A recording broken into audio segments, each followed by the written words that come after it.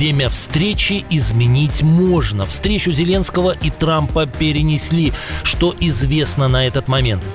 Путин снова в военной форме. Герасимов доложил о взятии очередных украинских городов. Что происходит на самом деле?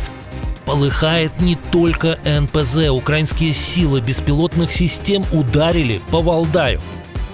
Лавров раскритиковал Трампа. Что это? Желание наконец-то вылететь в отставку или согласованная в Кремле политическая атака? Армия не готова дать отпор агрессии. Главнокомандующий одной из стран Запада расписался в собственном бессилии. Об этих и других событиях к вечеру 28 декабря. И многое другое. Самые важные и срочные новости, эксклюзивные подробности. Вы смотрите информационный выпуск «Нехта». Оперативно о событиях в Украине, России, Беларуси и мире. Раньше и понятнее других. Все, что нужно знать сегодня.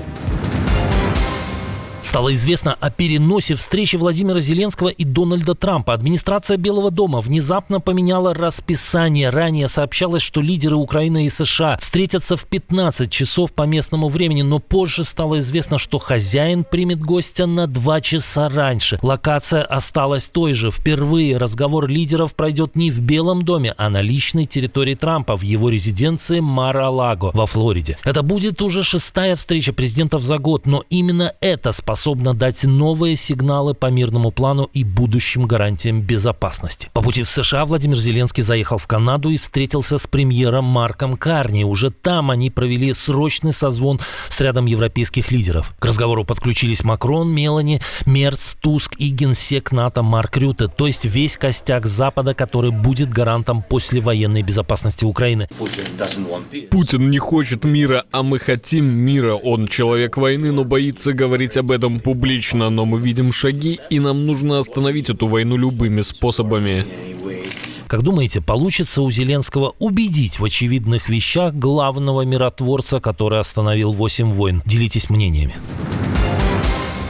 Знаю, что вам есть что доложить, чем порадовать. Тем временем Владимир Путин снова переоделся в военную форму и снова заслушал доклад о новых победах. Освобожден город Гуляй-Поле. Кроме того, за последние 2 недели на этих направлениях взято под контроль еще 5 населенных пунктов. Продолжается расширение плацдарма на западном берегу реки Гайчур. Кроме Гуляй-Поля, оккупанты по версии Герасимова взяли и Степногорск в Запорожской области, и Мирноград в Донецкой. В Генштабе ВСУ эти сообщения из Москвы назвали фейками, которые не подтверждаются фактами. В 7-м корпусе быстрого реагирования ДШВ ВСУ прокомментировали очередное видео с участием Герасимова и Путина еще менее дипломатично. Не имея возможности установить контроль над городом, враг прибегает к демонстративным пропагандистским действиям на южных окрестностях Мирнограда. Основной целевой аудиторией таких акций является внутренний потребитель противника, который находится в перманентном состоянии предновогоднего опьянения. Интересно, что для генерала Кузовлева, который недавно докладывал о взятии Купенска, в новой сценке Путина и Герасимова места не нашлось. Может, ему присвоили звание генерал-покойник? Как думаете?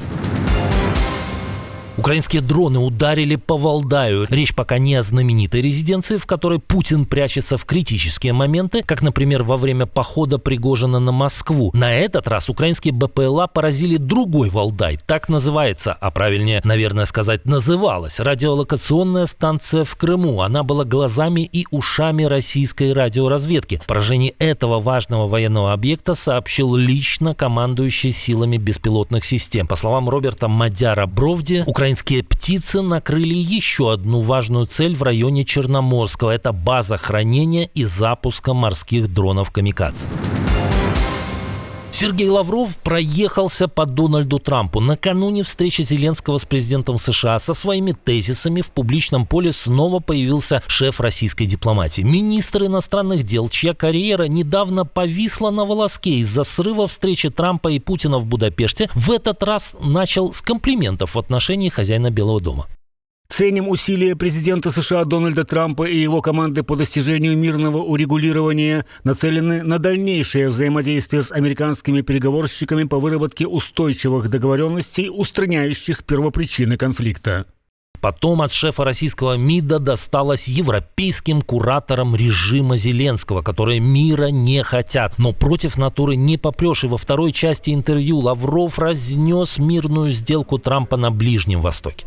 Как добиться разоружения Хамас? Кто войдет в состав международных стабилизационных сил и когда они будут развернуты? Будут ли выведены израильские войска? Если да, то когда? Это только часть вопросов, на которые пока ни у кого нет ответов. Но и как же без обычного московского миролюбия?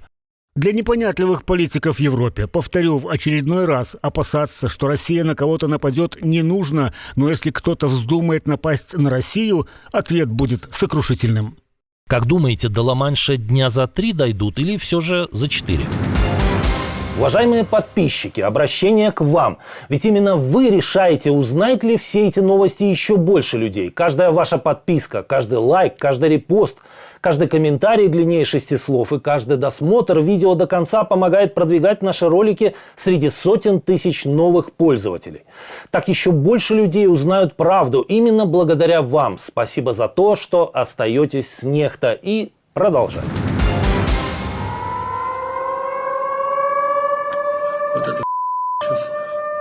В ночь на воскресенье, 28 декабря, страна-агрессор снова оказалась под ударом беспилотников. Минобороны РФ бодро рапортовала о сбитых 25 дронах над 6 регионами, но характерные взрывы в Самарской области показали, далеко не все упало там, где хотел бы Кремль.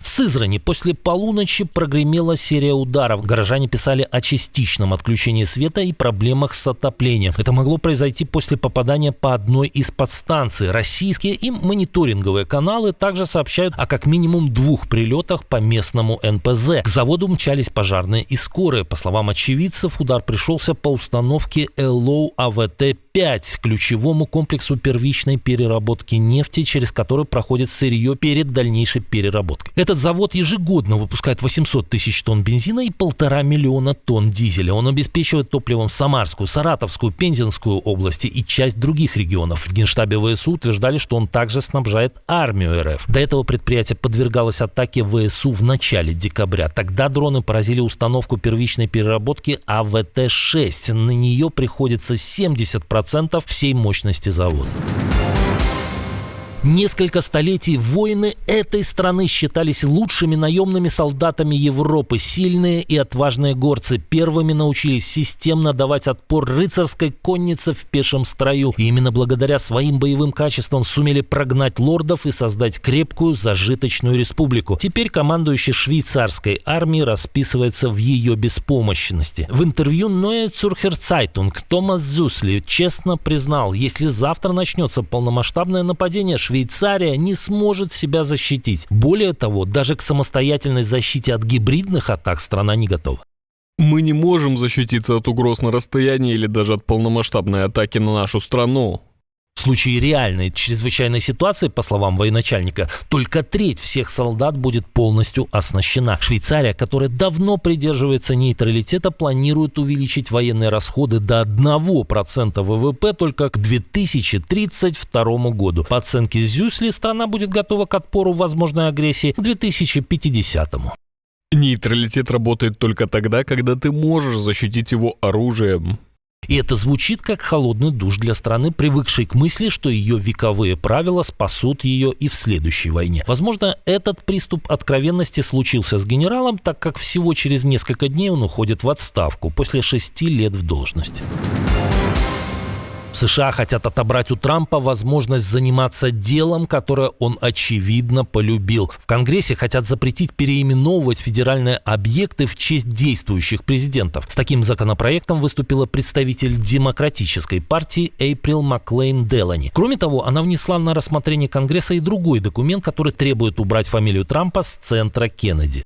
Центр Кеннеди – это памятник погибшему президенту. Изменение названия Центра Кеннеди – это предательство наследия президента Кеннеди и оскорбление американского народа и нашей общей истории.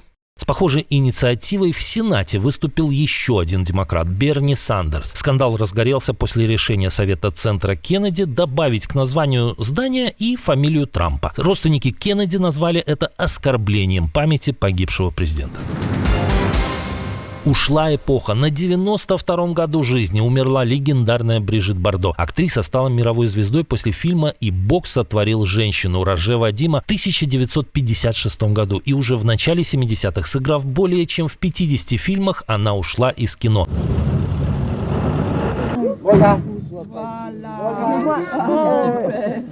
В последующие годы Бардо посвятила себя защите животных, став одной из самых узнаваемых активисток в мире. Правда, запомнится Бардо и своими теплыми словами в адрес руководителя России, сказанными в 2013 году. Я считаю его, Путина, очень гуманным. Каждый раз, когда я у него что-нибудь прошу, он в принципе помогает. Он сделал больше для защиты животных, чем все наши президенты. Никогда такого не было, и вот опять власти одного из российских городов смачно опозорились на весь интернет. Раз, два, три! Местные чиновники поздравили население, допустив целых 4 ошибки в названии собственного населенного пункта, хотя в советское время оно было известно каждому с малых лет. Всем же нужно постараться, всех на площади привлечь. Но путинские чиновники умеют отрицательно удивить. На новогоднем мероприятии под названием «В ожидании чуда» местная администрация сумела учудить и превратить город Кронштадт вот в это. Похоже, кто-то начал отмечать заранее и без всякой меры. Отдельное спасибо, что досмотрели до конца. Спасибо за ваше доверие. Жду развернутых комментариев, лайков и репостов. Это важно, чтобы нас становилось больше. На этом пока все. До новых встреч и хороших вам новостей.